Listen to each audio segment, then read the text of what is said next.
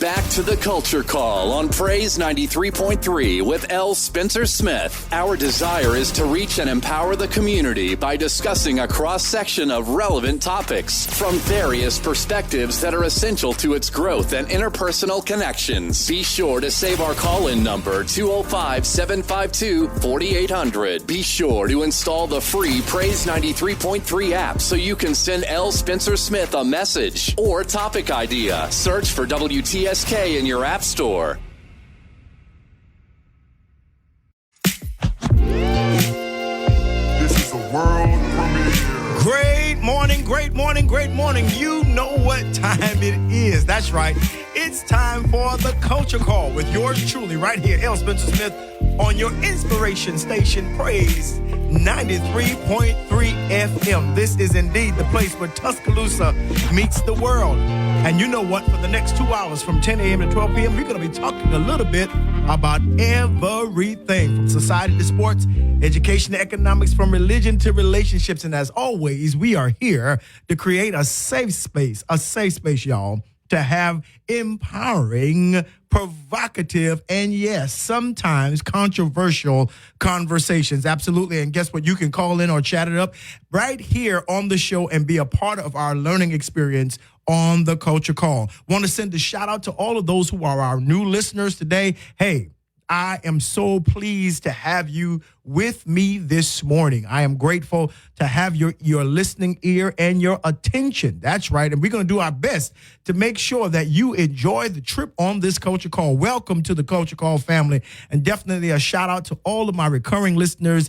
I so much appreciate your consistency, your commitment to the Culture Call and making it the show. Yes, one of the top shows, talk shows in this entire city. And I am super excited about having you take this journey with me. Always want to send a shout out to Brother Jay that keeps it blazing on the air. That's right here, and passes me a hot baton.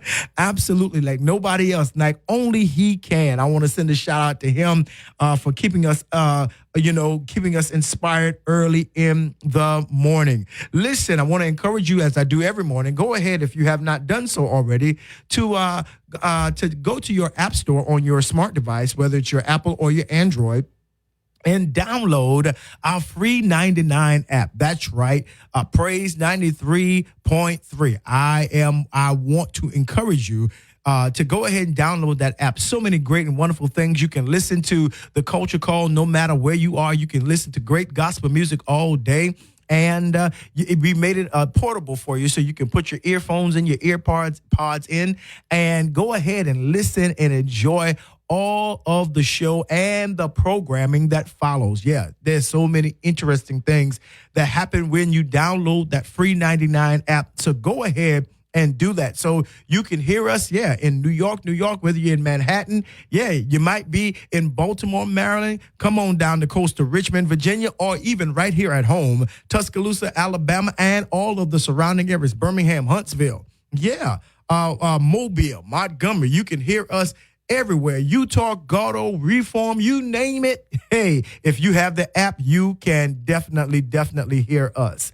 As always, I want to encourage you, especially this time of year, to go ahead and allow me to be your PR manager, your announcer. That's right. The only way that I can do that is if you send me your events and your announcements at culturecall.praise@gmail.com. Yes, that's culturecall.praise@gmail.com. Yes, right. And give me an opportunity to let Lottie, Dottie, and everybody know what's happening at your church, your organization, your fraternity, your sorority. Whether you're an artist that's getting ready to have a concert, this is a wonderful time of year to do that.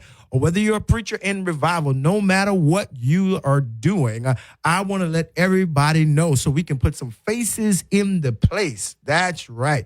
The faces need to be in the place so that you will know that the programming that you're doing is a blessing to our community, right? You know why? Because we do it better when we do it together. And as always, you can write down the golden number, 205-752-4800. That's 205-752-4800. And you can call in, or there is a chat feature. That's right, a chat feature on the app where you can send me a message and it comes directly to me and I can read it and you can let me know what you're thinking about the show, whether I'm doing a good job, whether I'm stinking up the joint. You can give me your perspective. Yeah. You can do all of that right there on that app. Well, Bishop, I missed last week. There's some things somebody told me about something you said last week. Never you worry. You can go right to Apple Podcasts. And guess what we've done? We've archived all of the shows there. That's right. That's right. We're going to expand to Spotify and all those other things on digital streaming devices online so that you won't miss not near a show. Right? But all you have to do is type in Culture Call and it will pull up all of our shows. You can listen to it and be let it be a blessing to you. Absolutely. And so you won't miss not one thing that we're talking about. Okay? Good deal. Also, go ahead to Facebook because I know a lot of us stay on Facebook, right? Yeah, you can go to the Culture Call. Join our Culture Call page. That's right. Just click the thumbs up button and you can be a part of our page. You can also send me announcements there and your flyer there, and I will read it absolutely as I receive it, right? We're making it easier for you to be a part of the Culture Call. So listen, sit back, relax, grab you some coffee. You know how we do it here, Maxwell House to Starbucks. That's right. And everything in between. You could definitely get you some herbal tea, some chamomile, one of my favorites, or some green tea, get you a little caffeine kick and wake up a little bit. Yeah. Or it gets you some alkaline water. Alkaline water. That's right. Go ahead and detox from all of that good Sunday dinner, right, that you had on this past weekend, or, you know, and or that, you know, whatever you need to detox from. Go ahead. May I ate too many sweets or whatever. Detox, get hydrated, and let's get into the culture. Listen. It has been a wonderful weekend. I want to send a shout out to my alma mater, the Florida A&M Rattlers. That's right, in Tallahassee, Florida. I want to send a big shout out to them becoming the HBCU national champs. That's right. They defeated Howard in Atlanta this week. That's right. It was a time in Atlanta this week that as those two major HBCUs met and they fought a battle and my Rattlers won. So that's right. I am a proud alumnus today of Florida A&M, and I am assured that they are yet celebrating that victory from this weekend. Listen, we're getting ready to get into bowl season, so I know that a lot of y'all got teams, you know, all those kinds of things. Hey, go ahead and get ready. This is the week we're preparing for family to come in. Go ahead and get your grocery list. Go ahead and call everybody. Make sure everybody knows what they're doing this week. That's right. Make sure everybody knows. You bring the turkey, you bring the greens, and you bring the ice and the paper plates and the plastic forks and spoons, right? Let the non-cookers know who they are, and let the cookers know that they are on duty. Absolutely. We don't want no experimentation. No, we do not want any of that as we roll in to Christmas. That's right. As we roll in this week, we want everybody to know what their duties are. Yeah. Listen, also, there's so much going on in our country, so much, you know, I'm just waiting till we get to January to really weigh in on this political thing because I feel like I want to use our platform Culture Call to really educate and bring people into an awareness of, you know, I want to spend January teaching a civics class, right? Yeah. I don't know if they still have that in school. I know it was mandatory when I was in school, but I don't know with the changes of curriculum and the changes of the times, what everybody's doing. But I am saying to you, we need, let me say it again. We need a civics course, right? Man, I'm telling you, because, you know, we have been so much fed into this mindset of the lesser of two evils when we've not even dealt with the evils. We don't even know what that is, right? And that saying is simply to let you know, oh, one side ain't no different than the other. And in some instances, that's true.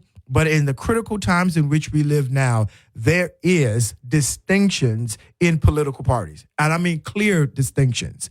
And you and I, as a black community, cannot just simply go by the drivel and say, well, it doesn't matter who I vote for. Better yet, I won't vote. We don't have that luxury in this country not to exercise our voice, right? We do not, as black people, have that luxury.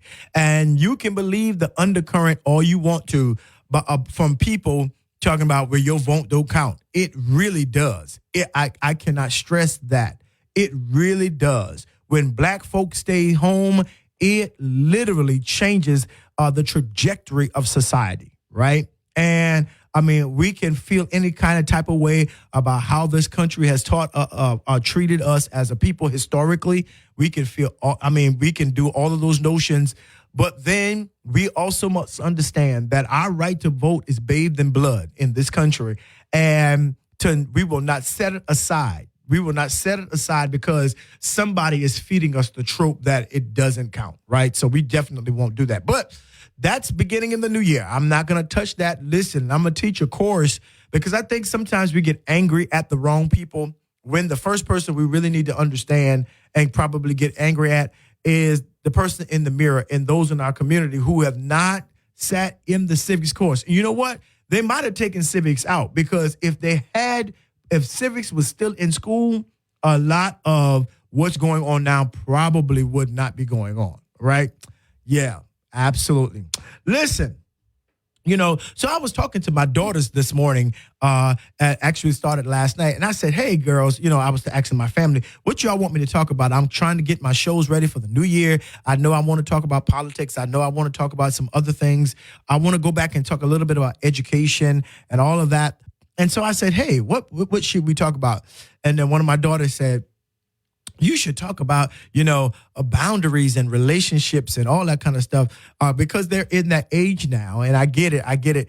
And they began to talk to me this morning. And I was like, oh, yeah, that's a great subject. So this morning, we're going to talk about boundaries, restrictions, and limitations.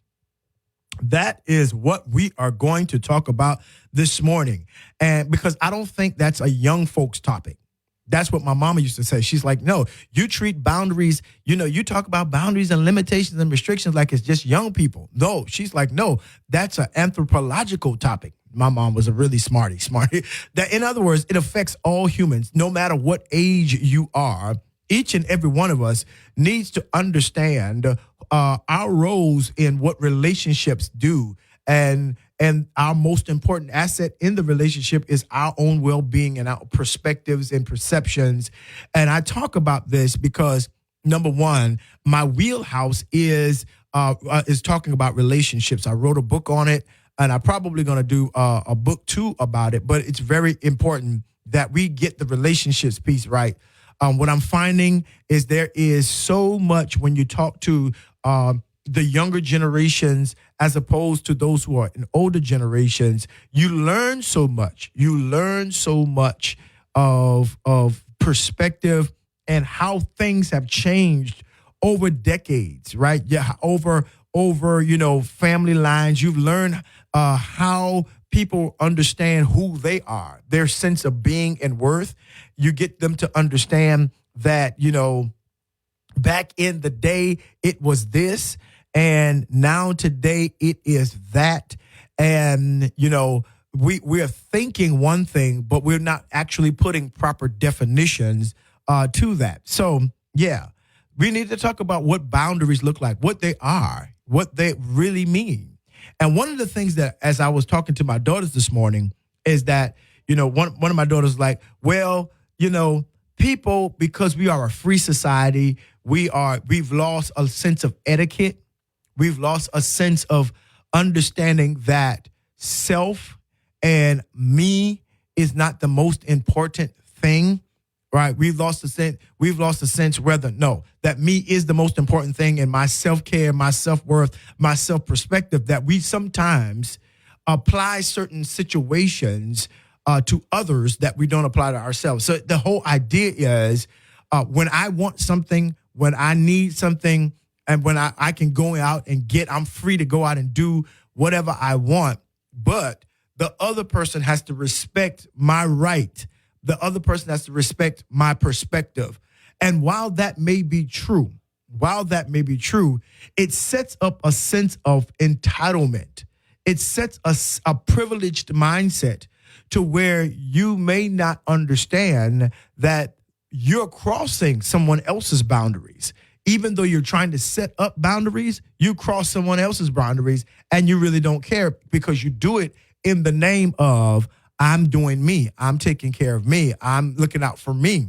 And when we understand that God created humans, man and woman, and animals and earth to live in an ecosystem, right? Live in community, right?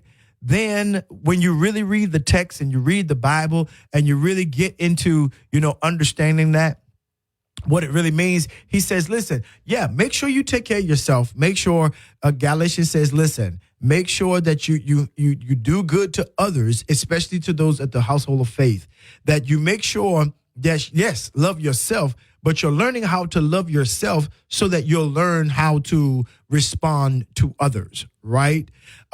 Where in one instance that you have to learn how to bear your own burden, which is a self-priority. But then on the other hand, you also have been given charge to not just look on the things of yourself, but also be mindful of the things of others. In other words, that self is not a means to an end. That when I discover me, when I discover my desire, when I discover what I want, and when I discover my own priority, that's not the end of the life journey. That life does not end there. No, that is an ends to a means, not a means to an end. Let me say it again. That is an end to a mean. What does that mean? That means when you discover yourself, then you must learn how to appropriate properly yourself in the scheme of where you fit and how you should live among other people. Right? That discovering yourself is not the end all and be all. No, now how do I take and measure and monitor myself as I live in this human community? What am I to do with me, right? As it relates to how I relate to you. And I think that is a powerful question, an existential question that I exist, I be for what reason? And I be not only to simply focus on myself, but I also be so that I can learn how to flow my life or connect my life in this greater thing called community. And when you are a selfish individual, or if you've ever been around selfish people, because of course there are no selfish people on the culture call. I know they're not. But when you get to that space in that place and enter into the realm of selfish people, they begin to exact certain things upon you that they will not allow you to exact upon them. That they want you to respect boundaries, limitations, and restrictions that they don't do to you or to other people. You got to talk to them a certain way while they talk to you any old kind of way. You feel what I'm saying? And so part of this talk about boundaries and language has to be around what does that look like? How do I, and I'm not just talking about men and women. I'm not just talking about relationships. No, there are certain aspects of boundaries and restrictions and that you ought to always have that do not, watch this, y'all, that do not negate or hinder new relationships or growth and expansion in the area of your people metric. What are you saying? I'll tell you. In other words, it's cool to have boundaries. I believe in boundaries, and we're going to talk a lot about that because I think a lot of us would not have gotten hurt or would not have gone through cycles of hurt or would not have had to deal with certain things if we had erected proper boundaries in our lives. Yeah, if we had done it sooner, if we had done it earlier, there are certain things that we would have never allowed to occur in our lives, but we didn't. It was that hurt that taught us how to start building boundaries, right? And I am always cautious when you allow your hurt and pain to be your greatest teacher. When you allow hurt, pain, dysfunction, and the ways people treat you badly, right, from the bad definitions of your life to be the main teacher of your life, right? That there are people that have hurt you and have caused you pain, situations that have occurred, and those things have taught you, but they've not taught you well. Or better yet, they've taught you well, but they've not taught you right, right? And so you've gained a measure and an outlook of life that may not be consistent with the totality of your life, right? That you're building up walls and boundaries against opportunities and avenues that were designed or that have come to bless you. So that we've got to begin to pull back the screen on that what is setting up right boundaries? What does that even mean? What does that even look like? You see? And if we don't do that, let me say this again. If we do not do that, we set ourselves up for a course of living in a sheltered life, living a life that never extends itself to others, never allows anyone in. We never learn to trust. Yeah, that's a hard word. We never learn to trust. We never learn to love romantically. We never learn to accept blessings. That we are so protective of ourselves that we leave relationships incorrectly, right? And we can stay there all day. We leave relationships with no regard to other people or the people who have invested in your life, right? And we think it's okay to do that. And we go on as if nothing happened because, of course, what's most important is the boundaries I've set up for me. But the boundaries that we set up is not permission, neither is it excuse for you to hurt other people. You see? That if your relationship, you shouldn't ghost anybody in the name of boundaries. What does ghost mean? For those of you who don't know, you shouldn't just disappear. That one day you're here and the next day you're not. And then you get with a circle of dysfunctional people. And I need to add that adjective there because anyone that makes you feel good about that or makes you say, oh, you can do that, that's fine, is a dysfunctional person. That's probably the person you needed to keep out of your life, right? Anybody that makes you feel good about ghosting other people, about leaving with no explanation, about, disconnecting just because, without conversation, without clue, just so that you can live your life. If you feel like that is the way to do things, you have set up dysfunctional boundaries and limitations. That is narcissistic. That is manipulation. That is witchcraft in a sense, because you leave that other person with the notion trying to figure out, watch this, what did I do wrong? What did I do to make you leave me? What did I do to make you vacate? Because we've never had a conversation. And I know, at one hand, we talk about closure, right? But yeah, the person that you are in a relationship with, you shouldn't just disappear in the name of setting up boundaries. That, my friend, is wrong. Imagine a young lady who is in a relationship with a guy and she thinks they're together. And then all of a sudden he stops calling. He stops showing up. He stops, he stops texting. He stops all this kind of stuff. And for months and months. And then the next thing she sees is him out at the mall or on Instagram, on Facebook, taking a picture with another girl. Right? And in the name of, I just thought it was, no. See, you can be happy and he's got a lot of likes and loves. I'm glad you're happy. I'm glad. So that validates him ghosting the girl he was with. That validates his quote unquote boundaries and all this. That validates that, right? Because he sees all these loves. But there's got to be somebody in his circle that says, wait a minute, but you with Jennifer now, but you didn't even tell Suzanne. You ghosted Suzanne. And now, so you happy, watch this, but you caused her hurt. What is Suzanne owed? You should never use boundaries to justify your lack of courage and informing somebody that a season is over and boundaries are required. Let me say that again.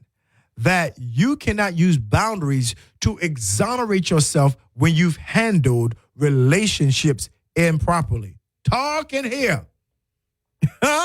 Culture call. You cannot use the word boundaries because a lot of folks are boundaries and restrictions. Listen, life grows, people grow. We outgrow position. We outgrow relationships. We do everything. It's a part of life. It doesn't say, there's no rule or written rule that says every place you are today, you'll be tomorrow. The future holds something different. We are growing. We are expanding, right? Right? That the 4 friends I had in kindergarten, no rule says that I've got to have those same 4 friends now. Because in reality, I do not. But here's what is unfair. What is unfair is if you've been in a lively group, a community, if you've been in a relationship, if you've been at a job and just don't show up anymore, no quit, no letter of resignation, you just don't show up. You force them to fire you, right? Because and you say, well, that job was taking too much of my time. I was getting on my nerves. And see, in the name of boundaries, I had to set some boundaries. Yeah, but you did. That's not boundaries. See, we think setting boundaries does not have appropriate protocol and how to establish boundaries. Boundaries should never be established recklessly. Let me say that again. Boundaries should never be established recklessly. Boundaries, before you set them, require conversations and context. It requires some talkage, right? It requires dialogue. It requires a sense of understanding. Here is what I need. Here is what I needed. Here is what you didn't give, or here's what I wasn't experiencing. And so here's the things that I have to do, or here is what you were doing that was causing me strife. Here is what was happening, and now I have to do X, Y, Z to protect myself. See, now that is a boundaries established properly. What does that mean? There's a conversation to have. Now, I'm not talking about if you're in an abusive situation. No, the first boundary is to get away, right? That's the first boundary. So I'm not talking about, understand nuance. I'm not saying that, it's in every situation, boundaries have to be established the same way. But when you're in some level of relationship where violence and anger and threats are not involved, then before you set up a boundary, there needs to be a conversation with the other individual that says, I need to set up a boundary, and here is why. I need to get away, and here is why. And be truthful and honest. Okay, let me say that. Because I have to talk to church folks, especially religious folks. Don't put God told me, Spirit told me. No. Because you're blaming it on God because you don't want the other person to question your decision. No, even if God did tell you that, you still have a choice in the decision that you have to make, because the same way you obeying him now is the same way you disobeyed him before. You see, because it's all about our will and our volition. My goodness, today we're going to have a talk about boundaries and how you set those things up, because boundaries have to be erected the right way in order for them to be effective. Listen, we're going to have a great day right here with yours truly, L. Spencer Smith, on the Culture Call. Yeah, on Praise 93.3 FM, your inspiration station. Listen, don't you leave. Drink you some water, get you some coffee or some tea, maybe some water, get you a little snack, and keep it right here. This is a world premiere. And we are back. That's right. The Culture Call with yours truly, L. Spencer Smith, right here on Praise 93.3. And we are having an amazing morning and an amazing discussion. That's right. Establishing boundaries the right way. Establishing boundaries the right way. You know, there was a song back in the day that said there's There's a right and a wrong way to love somebody. I think that was Keith Sweat. I don't know who it was, but nonetheless, I know it wasn't a gospel song. Yeah, and I know some of y'all know what the song is. Absolutely. But there is a right and a wrong way to set up boundaries. Always. And we're going to have that conversation today because I think sometimes we think when we are establishing boundaries that the most important subject in boundary setting is ourselves. And to some degree, that may be true. That might be that the most important thing that you must think about is how to protect yourself. But here is the deal, that you can't protect yourself in terms of, just this is what I want, and disregard the factor that you are supposed to live in community.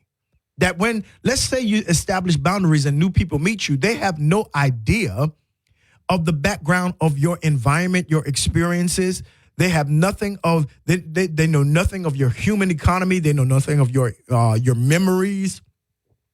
They don't know any aspect of how you've handled things in your past. They don't know your relationships. They don't know who you've been with, what you've been through. Right. And so every new relationship is a new opportunity to reset and grow. Right. And so you have to learn how not to make boundaries make you bitter. Right. Or better yet, be careful how you establish boundaries when you are bitter. Right.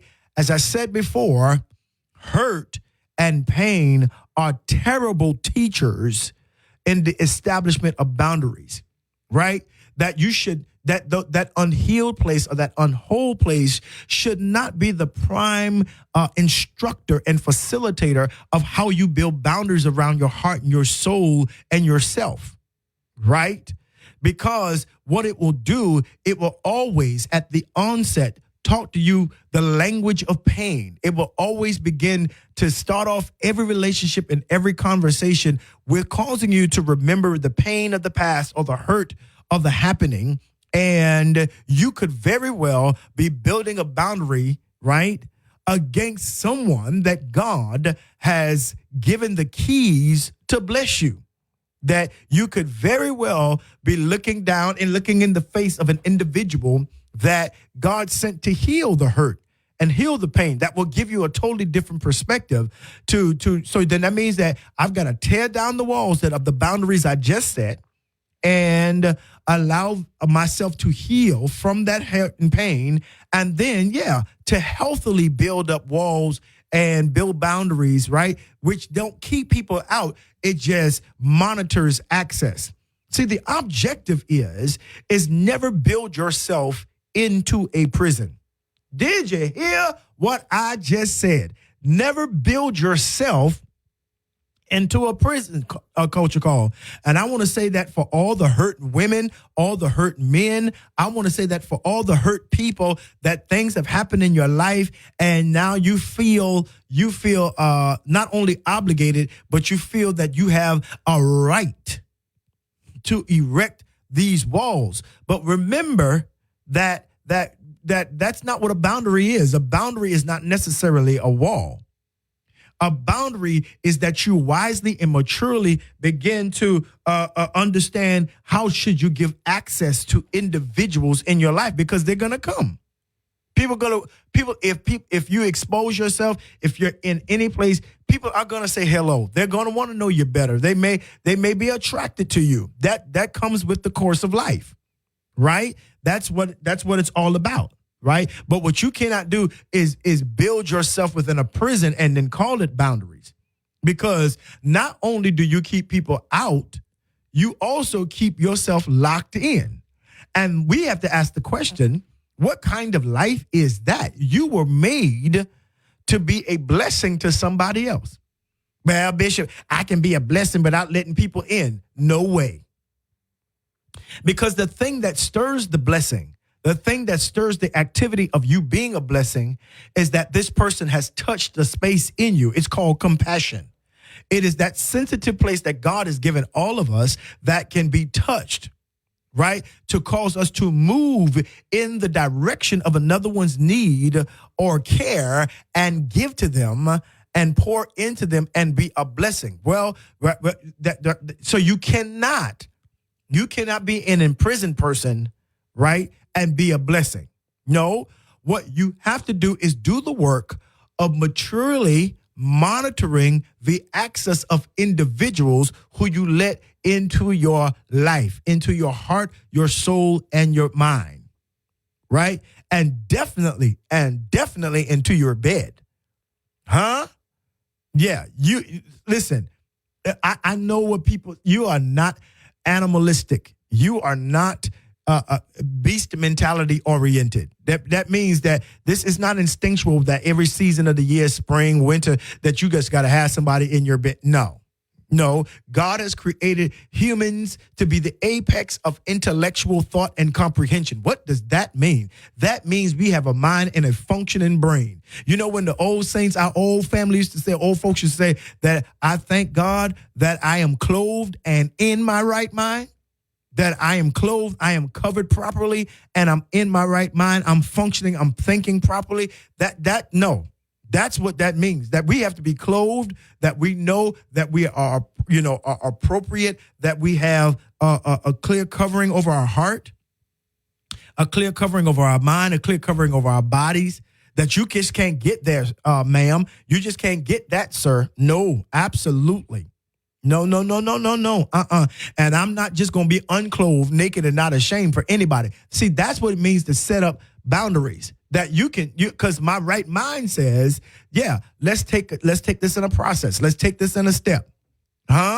Let's make sure that I want to get to know you. But I'm not going to, but if the potential or the opportunity for greater access comes, then if I'm not with anybody else, right?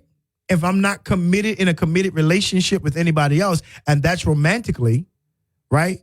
If I'm not obligated to anything else that may preclude me to give you the kind of time you need, right? And that doesn't have to be romantic there. Then I can allow you in to get to know you. I can be friends. You know, there was a song out that no new friends, but you never know who God is going to send your way. You never know who life is going to present to you. So boundaries doesn't say keep everybody out. Boundaries is the peephole that you have in the door before you fully unlock it. Because there are some people you need to talk to the door. You know, I travel all over the country and I stay in hotel rooms. And one of the first things I do is if they have one of those little latches, I put it on. Yeah, I put on the security. You know, when somebody knocks through the door, you know, I want to see who it is. I'm looking through the peephole, and I can communicate to you through the door, especially if I don't know you. I don't have to open the door like that. But the only way that I can do that is I have to maturely monitor that. I have to work within the framework of the security because, hey, I'm in a different city and I didn't call for room service. So then why are you here? Exactly. See, that's a boundary, right? Well, I came to bring towels. Okay, well, no problem. Open up the door, get the towels. That don't mean you got to let them walk all in and lay on your bed. No, that's not what maids do. Their title and their position matter in terms of how they function in your life.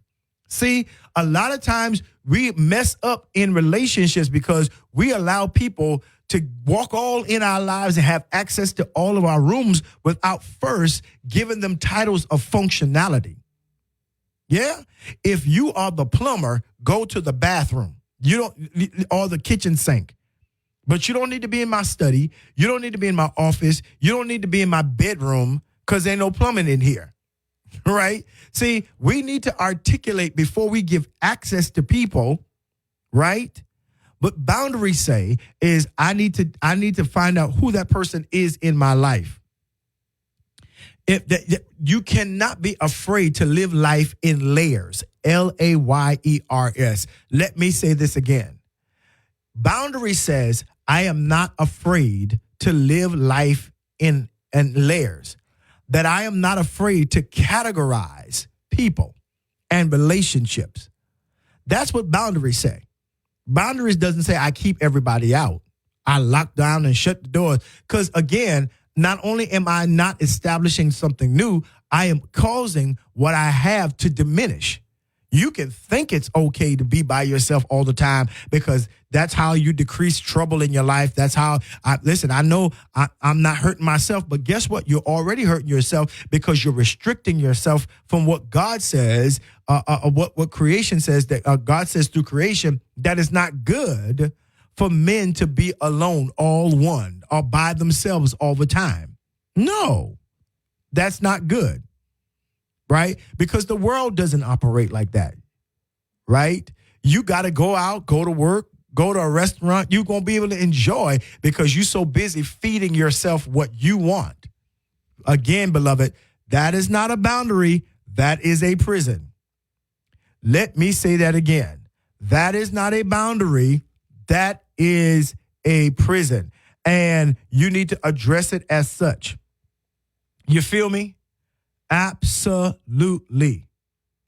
Definitely. So if you don't do that, and understand, it's okay to say, you're not, no. Yeah, you don't deserve that access. No. Yeah, it's nothing wrong with that. But see, guess what? Boundaries are the things where you use to adjudicate that situation, not to simply keep anybody out, but to say, you may not need to be in my life. I'm looking at your track record. See, when I establish boundaries to people, it is always because of how they have broached our relationship. It is how they have not appreciated or treated our relationship. If I set up a boundary, it's because you had access and you mishandled the access that you had, right? When I set up boundaries that, it's how you left me. It's you ghosted me. It's you did this, and now because you know who I am, you call or you want to pique my wisdom in private, but you don't want to own me, our friendship in public. Oh no. Oh no! See and I've set up boundaries. I don't do everybody like that, but you got to stay out because you only want me for what you want me for, and you don't want anybody, to know that you got this for me. You are Nick at night. Nicodemus at night comes to Jesus at night. Teacher, we know that you are a man of God because nobody. No, see those relationships. I've learned to keep boundaries. Yes, I'm a wealth of wisdom. Yes, I have a lot of insight on a lot of things. Yes, God has blessed me with a lot of wisdom in certain areas. And I don't take back in that and chagrin. I could help a lot of people. And I do, and I have. Right? But when you don't value that kind of access to me in relationships, then I've got to start setting up boundaries, not to everybody, but to you. Yeah, I got to look at it through the peephole. Now, you used to be able to come in willy-nilly and free and all you wanted to. Yeah, I open up all that. Yeah, spend 2 and 3 hours with you talking and communicating, all that. But now, because I see how you've treated me, I've seen how you XYZ. Yeah, no, I've forgiven you, but I've not forgotten. I've not, okay. Now, Bishop, then the Bible says you ought to forgive and forget. The Bible does not say that. No, it says no. I say I'm supposed to forgive even 70 times 7. I'm supposed to forgive up to at least 490 times, right? Forgiveness is not the issue. No, but I don't forget. And it is for that forgetting, that lack of forgetting that causes me to maturely just say, you know what? With this individual, I need to set up some boundaries. You just can't, who is that? The Gap Band? Listen, I'm sorry. I don't have no gospel references today. I'm half gospel and half R&B. That's how I was raised. R&B on my daddy's side, gospel on my mama's side until he got saved, right? But you can't just keep running in and out of my life. You ain't going to be able to do that. Culture call. Say amen or say ouch, right? You are not going to be able to keep treating me like you want to treat me, and because I have access, I have a certain amount of insight, right? And then when you act like I do not exist and we have established some things, and we've got tenure in relationships, and now you have chosen that what is best for your life is to act like I don't exist, like I'm the issue. Oh, don't worry about it. Boundaries. Listen. Oh, I got a gospel song for that. This is Shirley Caesar and the Caravans. Huh? I won't be back. I won't be back. I won't be back. What? No more. No more. No more. Huh? Sweeping through the city. Absolutely. No. See, because I'm in every relationship, if I ever become an inconvenience, then I'm the kind of person that is mature enough that you can tell me. Right? But when you don't say anything and you ghost me and you leave me on the side of the road and you do all that, okay, good. You have taught me a lesson to, watch this, to craft boundaries with your name on it. Not everybody. No, I don't do that everybody thing. I learned a long time ago that if everybody didn't hurt you, if everybody did not hurt you, then why keep everybody out? Yeah, huh? If everybody didn't hurt me, if everybody didn't do me like that, then why penalize everybody? That's why I said we don't know how to set up boundaries. We set up boundaries wrong because you think your boundaries is a ubiquitous rule that you can set up against everybody. No. You need boundaries for specific people. You need standards for everybody else. There are certain non-negotiables that I apply to everybody, a certain standard to my life. But boundaries, no, you have earned this boundary, right? You have earned this. And see, again, and sometimes you have to establish boundaries as a response, not retaliation, as a response to someone's behavior. To their behavior, to what, the kind of relationship that you all have and or had. You got to set up boundaries to protect your heart. Absolutely.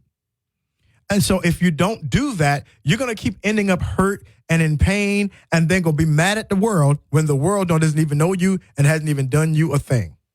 That the world is your pearl, right? It's that individual that treated you wrong. And you need to learn how to categorize and not just make everybody pay for the pain of one person, the pain that one person meted or taught you. All right. Listen, this is the Culture Call with yours truly, L. Spencer Smith, right here on your Praise Inspiration Station, Praise 93.3. Keep it right here. So much more to come. Don't miss it. This is a world premiere. And we are back. That's right. It's the top of the hour, 11 a.m. and some change, right here on the Culture Call with yours truly, L. Spencer Smith, on Praise 93.3. What an amazing day we are having. If you're just joining us on this hour, welcome. Welcome to an amazing conversation.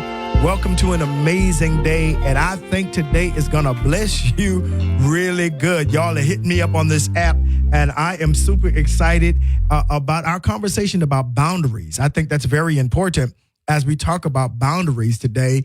And I want to give you some tips because I love to give solutions. I love to make sure that when we are having a conversation, especially as provocative as this one, that we are actually being helpful. So the only way that we can be helpful, in my view, is that if we're going to address the problem, then we've got to provide some levels of solutions. But first of all, we got to talk about what really the problem is. See, because here is the deal, that there are two kinds of problems. One, an ill-structured problem and a well-structured problem. An ill-structured problem is a problem that your approach that you don't have all of the information about to solve, or it's too ambiguous, it's too expensive. There's no root cause that's been displayed. So that's probably a problem that when we deal with it, we never come up with any kind of soluble resolution, any clear resolution, because you're not understanding really what the issues are that create the problem. And then, of course, you have a well-structured problem that it is clear. You've done your root cause analysis. Here's the problem. Here's the real issue. Here's what goes on. Here are the items A, B, and C that we need to focus on. You're very clear about how to manage the levels of what's going on. So therefore, you can get a clear solution and a clear answer. And so one of the things that we miss is before we even deal with these whole ideas of the problem or the issues, we just try to solve something because we want answers. But no, first you got to look at the problem, right? And I think we've talked about that in a way that's very interesting, that you cannot, as a wise, intelligent human being, erect boundaries in a ubiquitous way. And one of the things I believe, and I teach all the time, is you got to learn how to live life in layers, right? That when I first meet you, I don't have boundaries. This is just me now. And I want to offer this to you. When I first meet you and our first contact, I don't have boundaries. I have standards. I live with non-negotiables, right? That's not boundaries. That's just the way I'm going to treat you and the way I expect you to treat me, right? We've not even gotten to the context of boundaries. I am open to exploring. I'm open to expanding. I'm open to what you can provide, and preferably you're open to what I can provide. I'm open to providing it, whatever resources that I have, if I can, I'm providing it. That's kind of, you're not going to talk to me in any other kind of way. That's not a boundary. That's just a standard for my life, right? You're not going to treat me any old kind of way. I'm a humorous person. I'm a person full of comedy. I love to laugh, right? I love to embrace, my thing is I communicate with my hands a lot, all of that. That's kind of just who I am. And, hey, I ain't going to try to change you. Don't you try to change me. That's not a boundary. That's a standard. Those are some of my non-negotiables. I ain't going to lie to you. Don't you lie to me. If I can help you, then I'm going to help you. If I cannot help you, then I'm going to be like, nah, I ain't going to be able to do that. And I don't need you to take that personally. It's just that I'm not in a position to be able to do that, right? When you walk away and take it personally, then there's an issue going on with you, not necessarily me, right? That part. So those are not boundaries. Those are life standards. Those are standards, non-negotiables, which most of us don't set up properly. But that's my standard of life. Hey, I am going to be convivial when you meet me. I'm going to be friendly. It is, I am quiet and kind of a little bit introverted by nature. People hear me and see me, and they think because I got a mic, I like to talk to all the time, which is totally not true. And that's just kind of the grace that is on my life. That's the gifting that God has given me, that I grew up almost with a mic in my hand, singing at 4 years old, preaching since I've been 18. I've never had a problem with standing up and communicating how I felt. But when I ain't got to talk, guess what I ain't going to do? I'm not going to talk. I prefer to text. I'm not an individual that loves phone calls and long phone calls. Sometimes they feel awkward. That space to me, go and text me what you want because I'm going to do that to you. And it's nothing personal. People take it personally. I like to talk on the phone. Well, I may not be your closest friend if you're judging it by phone calls like that, because that's just something I don't do. But that's not a boundary. That's just a standard of living and some of my non-negotiables, right? I treat people how I want to be treated, right? That part. I am a defender. If you don't have to be there in the room. I'm the kind, if your name comes up and they talking sideways, I'm gonna be like, okay, don't do that. Don't do that. Because here's my thing. If I'm in a relationship with you and they're talking about you like that, they're talking about me too. So let's not do that. They're not here to defend themselves. And before we fall out, because I will defend them, let's switch the topic. That's the kind of individual I am. And there ain't no boundaries. Now, boundaries only come in is when I experience you. When I experience your human being. When I've had relationship or anything with you and you've mishandled it, right? Or you betrayed trust or confidence in those areas, Then I start setting up boundaries, not with everybody. With everybody, did y'all hear me? With everybody, I have a standard, non-negotiable. But with you, because you've violated, because you've hurt me, you put pain in my life, right? You've mishandled the intimacy of who we have been as friends, as, all of that. Then now I've got a boundary. And see, I'm the kind I can forgive. I already told you, I don't forget because that's not a requirement.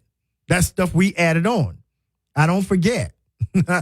No. I remember, especially when that's just how you left or how it was resolved. If that's the case, then I tell you what, I don't get angry. I get resolute because, we're not going to play those games. No, I will avoid you, not because I'm trying to avoid you and hide from you because I'm going to avoid you because until it gets direct. I'm not going to be in a Publix and we see each other and we're going to hold a conversation like we ain't have nothing happen. Nope, that's not L. Spencer Smith. He does not do that. No, I will go down the aisle and I will see you and I'll be like, yo, what's up? All right, until you ready to talk, and it ain't going to be in no grocery store. We're going to call each other because, again, remember, if you got to the area of boundaries, we've had a relationship. And if we've had a relationship, you've got various ways to contact me. Right? You see, so you still got my number and it hasn't changed in years. Right? So if you got access to my number, right? Because if you don't have my number, you don't have no reason to talk about me because we ain't even that close. We see those are standards. That's me. That ain't boundaries. That's a standard. You shouldn't have my name in your mouth talking about me in any kind of my personal business if you don't have my phone number. If you don't know how to reach me, if you don't have my email address, then yeah. And see what you see what I'm saying? So you have to understand how to live life in layers. That's how you free yourself. Huh? That's how you live and you able to categorize certain people and certain things. No, I got boundaries with you. Nope. I have boundaries with you. We good, but I can't trust you. We good when you had an opportunity to talk to me, when you got all of my personal information and you chose not to. Yeah, that's now I am erecting boundaries because you have proven to be unhealthy for my life. Right? I'm on Culture Call. I hope y'all getting the understanding and understanding the difference because that matters. That matters. Let me say it again. That matters. Still ain't hearing me. I'll say it one more time. That matters. You feel what I'm saying? Those things matter. And so again, like I said, you can be upset. And if you disagree, hit me up on the chat. Hit me up on the app. Because that's what works for L. It may not work for you. And I'm not mad that it don't work for you. But that works for me because what I will not do is penalize other people and other potential blessings in my life, other relationships, because you mishandled me. No. Boundary, limitation, restriction is going to be over your forehead and not everybody else's, right? There are three things before you even start erecting a boundary that you need to do, right? Boundary is the last step. And I already told you one. Number one, you got to begin to live life from a standard. Culture call. You keep getting into situations because you don't have standards for your life. That people come in, you allow them to do whatever they want to do, say how they want to say, treat you how they want to treat you, and still have access. And I don't care if it's family, friends, relatives, foes, enemies, all those kinds of things. See, because we set up standards and, we set up things for enemies and folks that we don't like. But a lot of times who hurts us is our family and our friends because they don't understand how to appreciate boundaries. Family does not understand boundaries. They don't understand standards, and you get in these situations, especially during the holidays, we coming up into that. Yeah, I have no. I'm your nephew, but you're not going to say that. You're not going to talk to me that way.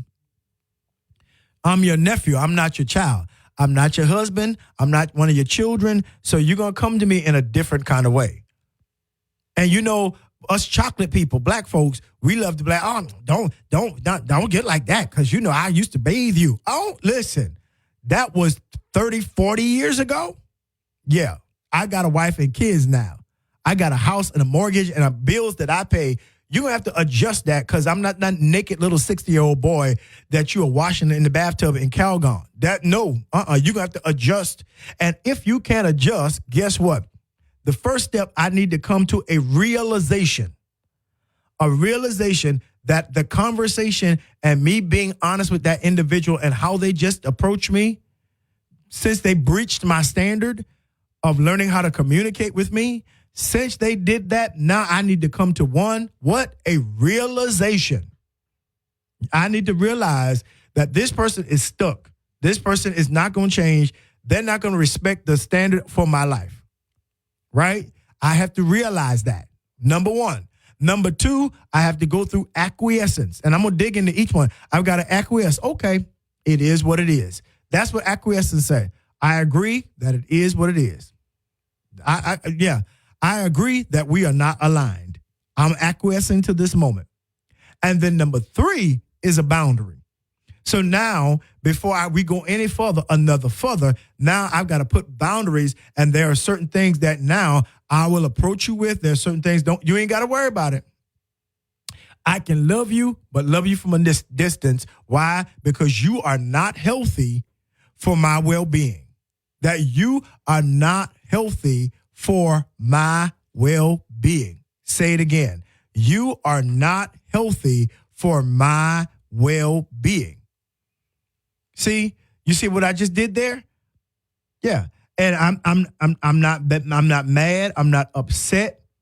You know, no, none of that. Not one single solitary thing. I set up a boundary for that other, because there might be another Andy in the room that knows how to talk to me. There might be another aunt, and I'm not going to keep her out. I'm not going to not be but like what we have been, simply because, well, you know, I'm not going to put that there simply because you have caused me or called me to you said something to me off. Let me put it like that. That's the easiest way I can explain it. Or because you did not, approach my boundaries correctly. Absolutely not. I'm not going to do that. Absolutely not. So here is what the case is then. The case is simply this. You have to learn how to, first of all, realize that this individual, it may not be the individual that appreciates the standards for my life. Number two, acquiesce. Don't go back and forth. I realized it and I agree with this moment. And then number three, now I can begin to set up boundaries for that individual, for that person. Right? That's what I'm doing. I'm setting up boundaries for that. I'm not keeping all of my family out. It's just that you don't know how to respect the standard in my non-negotiables, and you're using, history to witchcraft me into pulling down or to backing off my standards and all of that, because I can't do that to you. You expect me to respect you, but you don't respect me. Okay, I tell you what, boundaries. I'm good. See, again, I said it before, and I will say it again. We've got to learn how to establish boundaries correctly, because if we do not, once again, if we do not, what is going to happen is simply we let people run roughshod over our lives. We let people come in and out of our lives as if it ain't nothing. And you around here, yes, ma'am, no, ma'am, yes, sir, no, sir. No, we're not playing those games at all. If I'm going to respect you as my auntie, my uncle, my brother, sister, my mother, father, then guess what? I think now I've earned the right, always should have been respected, but I've definitely earned the right now for you to adjust your tone when you're talking to me. Because guess what? I'm not going to allow myself to be violated in the name of a bloodline. I'm not going to allow myself to be disrespected and ill-reputed because you feel some need to keep me trapped in a season and in a level of our relationship where we are not. Again, I've got to realize that. Some people, it takes you long to realize that. Some people, it takes you long. And again, realization is once we've had a conversation, because my conversation is going to elucidate me to a lot of things. Our conversation is going to make a lot of things clear, right? That conversation is going to say to me, okay, all right, I see where we are. Yeah. Hey, don't listen. Listen, I respect who you are, but hey, watch your tone. Watch your tone. Right?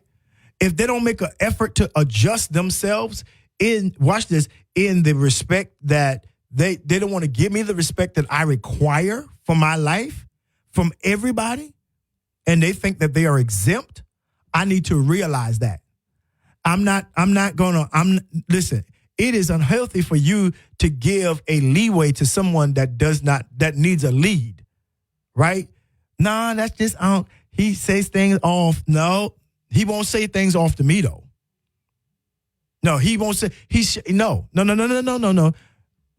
not going to talk to me like I am beneath you. I respect my elders. Yeah, see, that's what I'm saying. That's a part of my standard. I respect my elders. Hey, Unc, how you doing, man? How your family? Blah, blah, blah, blah, blah, blah, blah, blah, blah. But Unc got to respect as his grown nephew now. He got to do something. He got to change his ways. Not just me changing mine. He's got to do something on my behalf, right? And when we can't get there, now if Unc says, "Hey, I'm sorry, I didn't mean to say it like that." Hey, yeah, definitely. Let me approach it a different way. Then it ain't no boundaries. I don't need no boundaries for him. No, because we're still operating in the level of standard. We're still operating in that realm. You feel what I'm saying? That's where we are operating.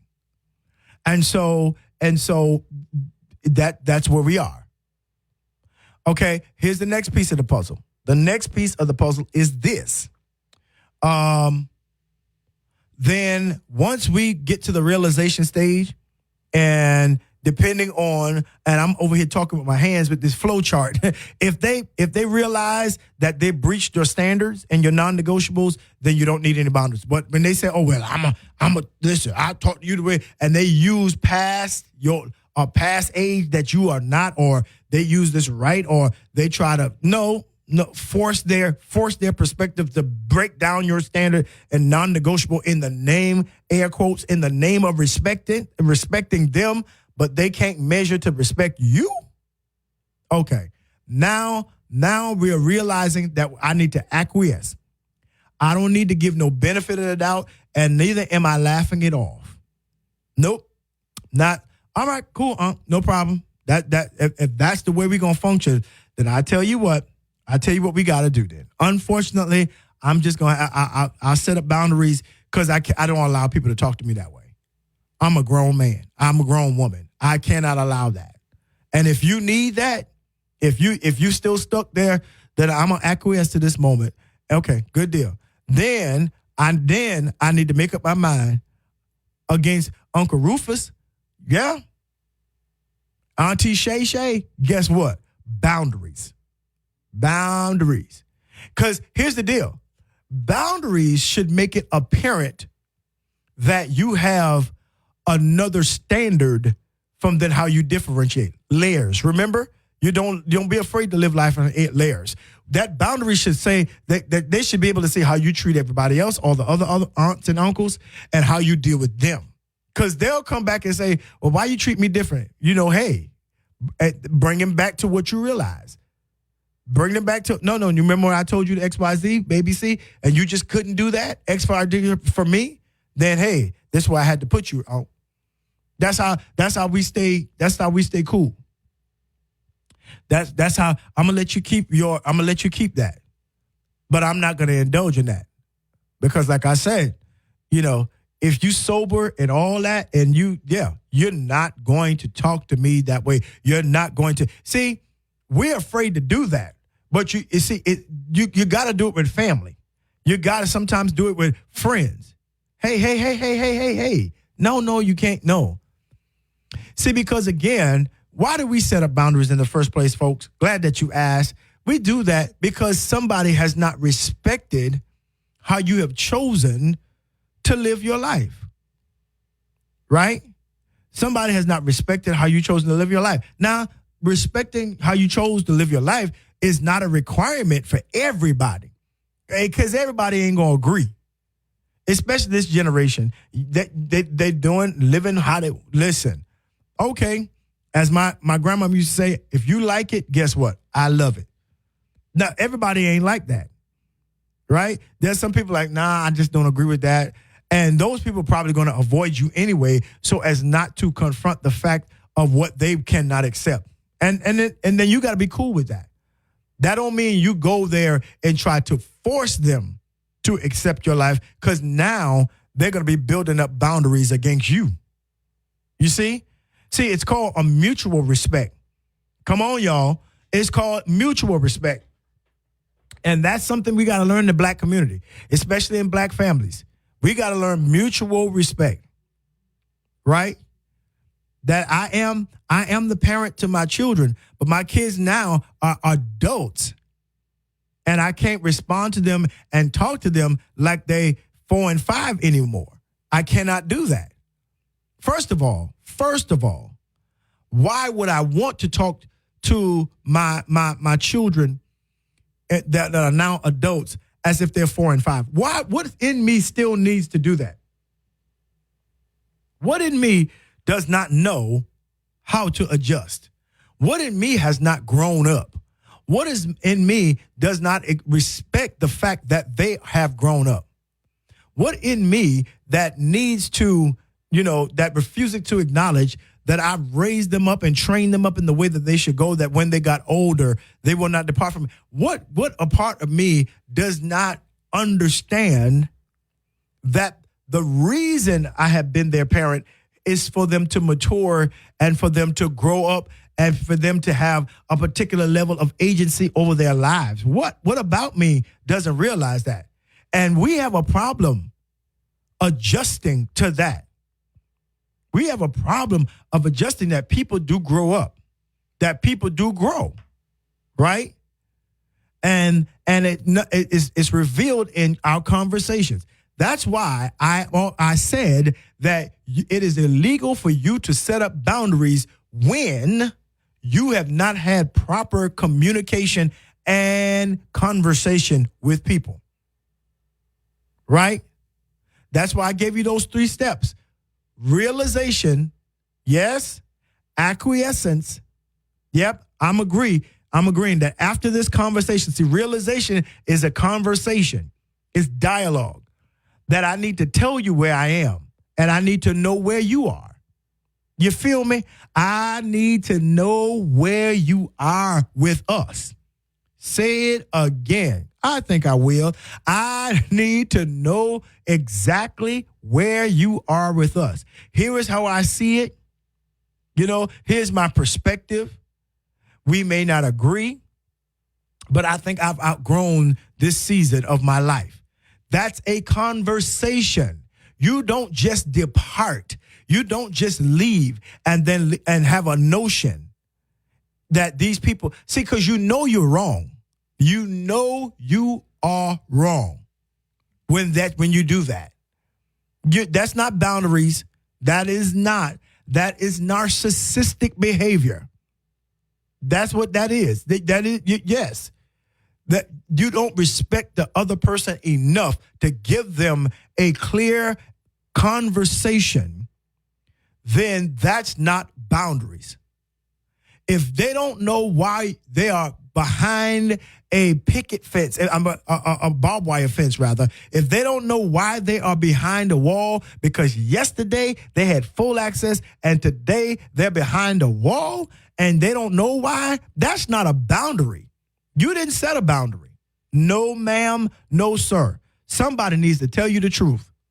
No, you made a self-centered, narcissistic decision to go on with your life and not inform them. You just told that other person, you are not important to me anymore. Period. That's what you said. Because nobody's come to a realization but you, I guess. Right? Nobody's known that. And see, I'm the kind of dude, especially what I do on my daily life as a pastor, and somebody comes to me and they say, hey, I want to join your church, XYZ, ABC. Listen, cool. Right. All right, cool, no problem. Are you at a church now? Yes. Does that church have a pastor? Yes. Okay, did you talk to them? Do you hold any position of leadership in that ministry? Do you hold any kind of leadership level, or you have any kind of proximity to your leader where you could go and talk to them?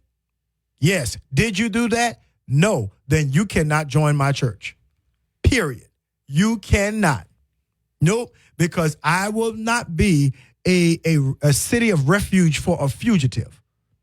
No. You've got access. You've got proximity. So there's no problem with you having a conversation that you can pick up the phone. They got office hours. Are they invisible?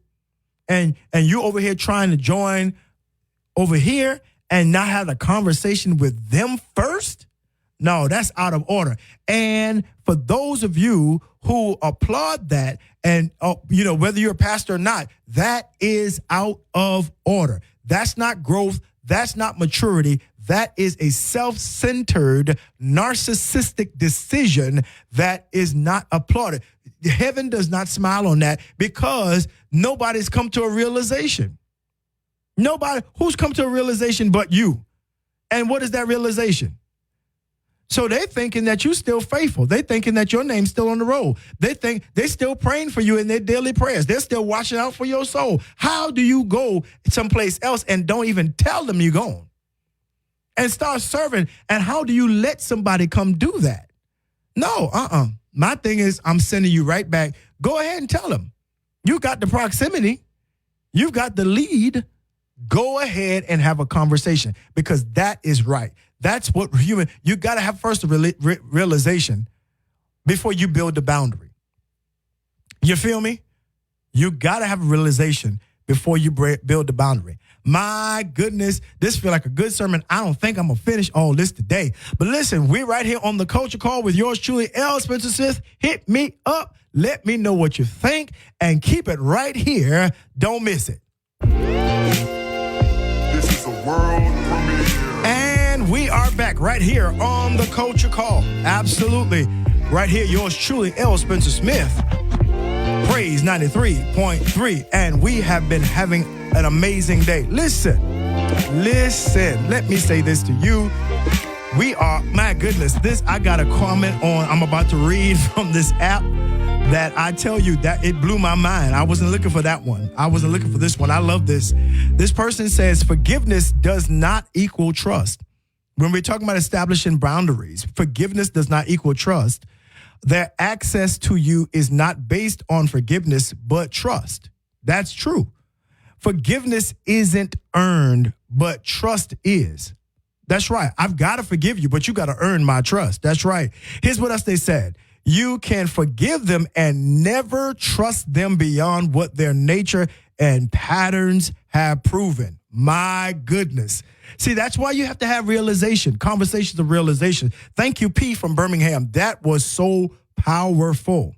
That forgiveness is not the same as trust. I can forgive you, but your behavior in a conversation of realizations, when we start talking about, hey, you've done this and this is what the deal is, and we've not come to any kind of clear, or better yet, you don't want to apologize and you don't want to adjust to my standards. Okay, no problem. Or you've done something intentionally I'm going to forgive you, but I don't trust you anymore. And forgiveness does not require that you trust. I think you got to see that trust, you got to earn my trust. This situation happened and now you have got to earn my trust all over again. And I hate to be the one to tell you the bad news that if you ever get to that spot in my life where I don't trust you anymore, then guess what? We're gonna have a problem, because what I'm gonna do is I'm gonna put you there in that boundaries list, because I've acquiesced, right? I've said, okay, this is how it's gonna be between us. Okay, this is how they're gonna view it. This is how they're moving in life. Okay, no problem. Then I'm gonna let me sit right here, and I'm gonna make my adjustments. And that's what I want to tell you before you establish boundaries, Culture Call. It's so very important, as P said from Birmingham, that you understand some things. You know, you're getting ready to approach a season where, you know, people feel like, you know, I'm free to do this, free to do this. No, you're not free to always do what you want to do. And that's clearly how to handle people. Now, you are free, and here's how I am, because I can only speak for myself, right? You are free to leave me. You are free to leave me, right? That's cool. If your season is over in relationship on any level with me, you are free to leave me. But here's what I require. One, let's have a conversation. At least let me know you're leaving me, that you're taking the midnight train to Georgia. Because it's my tendency to look for you. If something is changed, something is changing, let's talk about it, right? Now, most people don't want to talk to me because they feel like I'm going to talk them out of their decision. No. Oh, no. No. Especially when you're trying to break up. I'm just using that phrase. Especially when you're trying to say, hey, I've outgrown you. Okay, cool. No problem. I'm not going to sit there, because at some point, convincing you that what you feel is wrong seems like it's begging to me. Please stay with me. No. So if that's what you feel, but I think the relationship is owed the respect to have a conversation. Don't just drop me. So, because you're not in prison. If I'm in a relationship with you, you're not in prison to me. See, that's when your motivations are off, or that's when your perspective. No, you're not. You know, I had a dear friend, Dr. Hart Ramsey. We've been friends for years, and he told me, we were talking about church and all kinds of stuff. He says, here's what I want you to do. I want you to keep this in your mind. He's been, pastoring longer than me. He says, bless people when they come and bless people when they go. Listen, it's going to hurt as a pastor. It's going to do X, Y, Z. But I found out that that's not just as a pastor. That's just as a person. That never let them feel like they're in a prison when they are with you. That's whether in church, in any area of life. No, you have options. You have options when it comes to me. The only option you don't have is how you treat me. Let me say, listen, you have options with me, but the only option you do not have is how you treat and respect me. Those are standards in my life. Right? See, and it should be standards in the standard of yours. But again, I can't tell you that you should not spend your life, especially for your family and friends, being the doormat for anybody to wipe their feet on, to trample over. No. Absolutely not. No. So we can always have a conversation. You know, we can kiss and say goodbye. Who's that? Manhattan's? Yeah. I'm really in my old school R&B bag today. That's what it is. So you don't ever feel like you are in prison to me, because I'm too busy to be your warden, and I don't need anybody who is with me that doesn't need or doesn't want to be around me. Nope. We're not operating like that. You feel me? See, you got to make that decision. You have to make that decision. You have to make that decision. And when you don't understand that, when you're not clear about that, then, yeah. See, that's why I tell you got to start off with a conversation. Here's the next piece of this puzzle. Here's the next piece. Because of that, when you feel like you're imprisoned in relationships, I think there needs to be some level of redefinition. Part of that realization needs to be some redefinitions. Whether that's fiance, husband, wife, boyfriend, girlfriend, I know the kind of spiritual aspect we put on that of things of that nature. And yeah, we two join one, what God has joined together, that no man put asunder. I get all of that. I understand it. I preach it and I teach it. But that is when we understand God's value for each other being of us being in each other's lives, right? That is not, I am not your prison in any level of relationship. Not. So when you feel like this is no longer working for you, when you feel like that this is not a part that you want in your life anymore, that's cool. Let's have a conversation. Isaiah says, come, let us reason together. Let's talk about it. Okay, so we have clarity, right? We have clarity. And then again, we may meet in the future, but I ain't got no boundary. Depending on what we realize, I don't have no boundaries. No, I only have boundaries when you mistreat me and you're not trying to rectify that. Now you've caused me to set up walls, to set up barbed wire fences and all of those things, based upon those measures. Facts indeed. You see what I'm saying? So if we don't have any kind of clarity around that measure, then yeah. See, this is what it is. This is what it means to establish proper boundaries. The proper boundaries are assigned. They are assigned, right? The walls and the bars in prison doesn't keep everybody in the world from walking around. Just keep those who have caused an infraction, those who have disobeyed the law in some kind of way,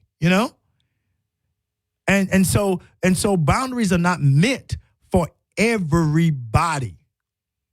And that's a mature realization that you got to come through. Culture call. Boundaries are not made. If your mom and dad haven't breached them, why you got a boundary against them? If your brothers and sisters are honoring you and stand as they understand it, why is there a boundary to them? No, they just function within the standard of your normal living. That's how it is. And that should be every person. That should be every person. That's how we should deal with that measure.